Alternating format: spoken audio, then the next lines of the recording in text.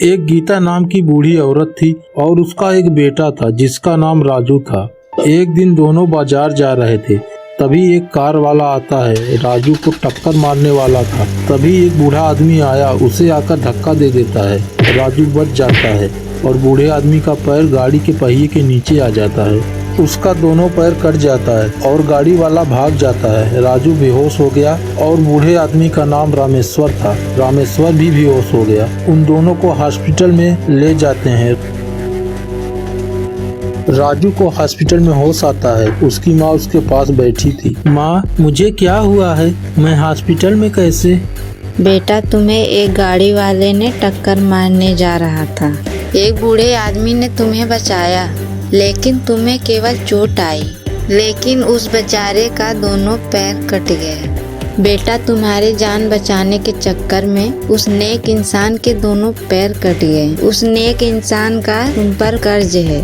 उस इंसान का कर्ज अपनी जान देकर चुकानी पड़े तो बेटा तुम पीछे मत हटना, क्योंकि तुम जिंदा हो तो उसी इंसान के बदौलत, नहीं तो तुम आज जिंदा नहीं होते और मैं भी तुम बिन जिंदा नहीं रहती। चलो बेटा, तुम्हें उस भगवान से मिला देती हूँ, वो इसी हॉस्पिटल में है। चलो माँ, मुझे उनसे मिलना है। और दोनों रामेश्वर के पास जाते हैं। रामेश्वर बेहोश था। राजू उन्हें देखता है। उनकी दोनों टांगे कटी थी। राजू की आंखों में आंसू आ जाते हैं। बेटा, इनका नाम रामेश्वर है। रायपुर गांव के एक अमीर आदमी हैं। ठीक है माँ, इनकी सेवा करने के लिए मैं इनके घर जरूर जाऊंगा। और दोनों घर चले जाते हैं और रामेश्वर के बेटे 2 दिन बाद रामेश्वर को घर ले जाते हैं।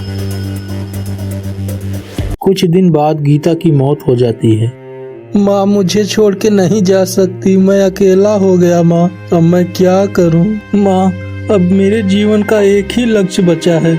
माँ, जो बूढ़ा इंसान मेरी वजह से उसकी दोनों टांगे कट गई, उसके कर्ज को उतारना है मुझे। उनके घर जाऊंगा मैं और इस कर्ज के भार से मुक्त हो जाऊंगा। और दूसरे दिन राजू रामेश्वर के घर गया। रामेश्वर राजू का चेहरा नहीं देखा था। उसे नहीं पता था कि ये वही है जिसको उसने बचाया था। मालिक, मुझे काम चाहिए। इस गरीब को कोई भी काम कर लूंगा मैं। ठीक है बेटा, इस घर में एक नौकर की जरूरत है, तुम नौकर का काम कर सकते हो। राजू उनके यहाँ नौकर का काम करने लगता है। रामेश्वर के 2 लड़के थे। एक का नाम विमल था, दूसरे का नाम राजेश था। विमल की शादी हो चुकी थी और राजेश की भी शादी हो चुकी थी। विमल की पत्नी का नाम पायल था और राजेश की पत्नी का नाम मीरा था। रामेश्वर गरीबी से अमीरी तक का सफर तय किया था। वह गरीबी का दर्द भली भांति जानता था और उसके दोनों बेटे बहू गरीबों से बहुत नफरत करते थे। गरीबों को कीड़े मकोड़े और गंदा इंसान समझते थे। एक बार राजू रामेश्वर को खाना लाता है और उन्हें देता है। राजू बेटा, तुमने खाना खाया कि नहीं? मालिक, आप जानते हैं कि मैं आपको जब तक खाना ना खिला लूं मैं खाना नहीं खाता मालिक। अब बेटा मुझे खाना दे दिए हो, जाओ अब तुम भी खा लो। ठीक है मालिक, जैसी आपकी मर्जी। राजू थाली में खाना लेकर खाने जा रहा था, तभी पायल ने थाली को छीनकर फेंक दिया। कीड़े मकोड़े कहीं का, हमारे खाने का बर्तन को छू लेते हो और गंदा कर देते हो और हम भी उसी में खाएंगे। ये तो हम लोगों को अपवित्र कर देता है, गंदा इंसान कहीं का। हाँ बहन, इस गरीब को बाबूजी ने सर पे चढ़ा रखा है, इसी वजह से इसका आज मन बढ़ गया है। दूर हट, तेरे शरीर से कितनी बदबू आ रही है, छी छी छी। राजू के आंखों में आंसू आ जाते हैं। उस दिन राजू बिना खाए ही घर के एक कोने में जाकर सो जाता है। दूसरे दिन रामेश्वर के 3 पड़ोसी दूर से उनको देखते हुए बोलते हैं, अरे भाई देखो, रामेश्वर रात दिन तरक्की कर रहा है, दिन दुगनी रात चौगुनी कमाई हो रही है। इस गांव का सबसे अमीर आदमी है, हमसे देखा नहीं जा रहा है भाई। हाँ भाई, रामेश्वर का एक्सीडेंट हुआ था, कम वक्त मर नहीं गया। मर गया होता तो आज इसका परिवार अस्त व्यस्त हो जाता। इसकी तरक्की हमें घुटन पैदा करता है दोस्त। मन करता है इन सबको जान से मार दो।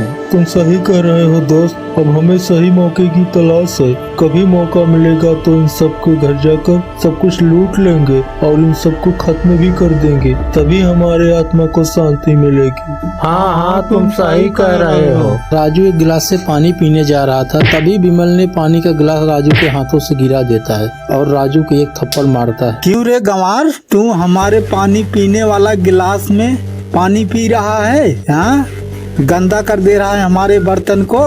हाँ, बाबूजी की वजह से यहाँ तुम हो, नहीं तो यहाँ से तुम्हें मार के भगा देते, गरीब कहीं का। हाँ भाई, ऐसे भूखे नंगों पर भरोसा नहीं किया जा सकता है। ऐसे लोग नौकर बनकर अमीर लोगों के घर में आते हैं और मौका मिलने पर ही घर से सब कुछ चुरा कर भाग जाते हैं। आज के बाद हमारे बर्तन के इस्तेमाल मत करना, नहीं तो डंडे से मारूंगा, समझा? और वो सब चले जाते हैं।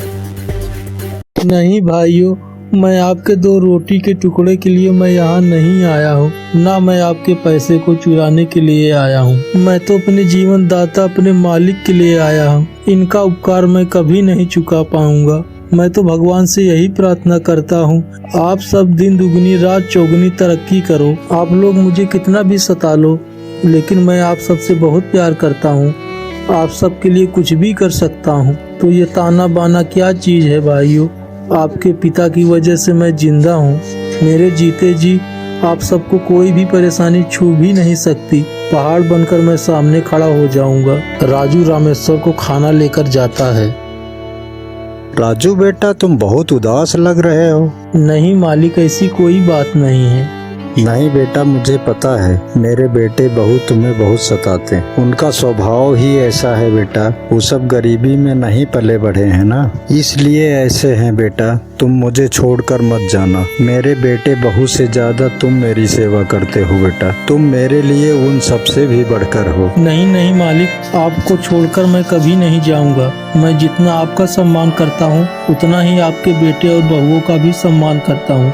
आप बेफिक्र रहें। दूसरी रात को उसके तीनों पड़ोसी रामेश्वर के घर में आते हैं चोरी करने के लिए और उन सबको मारने के लिए। राजू घर के एक कोने में सो रहा था।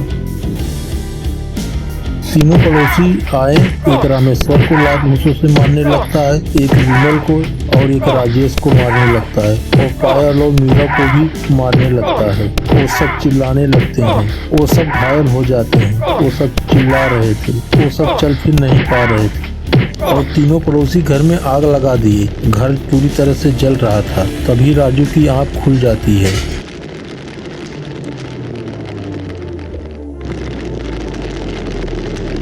राजू दौड़ते हुए आया, उन सबको बहुत मारता है। तीनों पड़ोसी घायल होकर जमीन पर गिर गए और उनसे उठा नहीं जा रहा था। रामेश्वर और उनके बेटे बहुओं को काफी चोट आ गई थी, वो चल नहीं पा रहे थे। राजू ने एक एक को सहारा देकर बाहर ले आया और राजू उन तीनों को मारने के लिए घर में वापस चला जाता है। पूरा घर जल रहा था।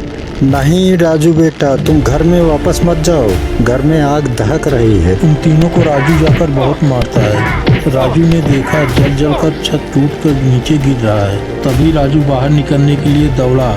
वो तीनों राजू के ऊपर कूद पड़े और राजू नीचे गिर जाता है। तभी जलती हुई छत उन सबके ऊपर गिर जाती है और राजू और तीनों पड़ोसी की जलकर मौत हो जाती है।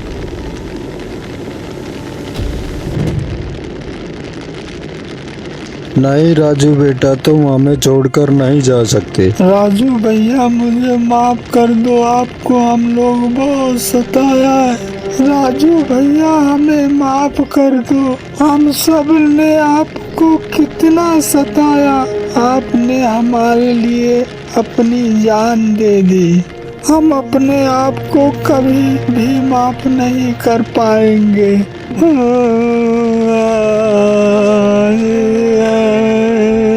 राजू भैया, हमें माफ कर देना। राजू भैया, आप हमारे लिए अपनी जान का बलिदान देकर हम सबका घमंड तोड़ दिया। हम अपने आप के नजर में गिर गए। भैया, हमें माफ कर देना, माफ कर देना भैया, माफ कर देना, माफ कर देना भैया, माफ कर देना। राजू एक उपकार के लिए अपनी जान देकर उपकार का कर्ज अदा कर दिया। वह महान इंसान था।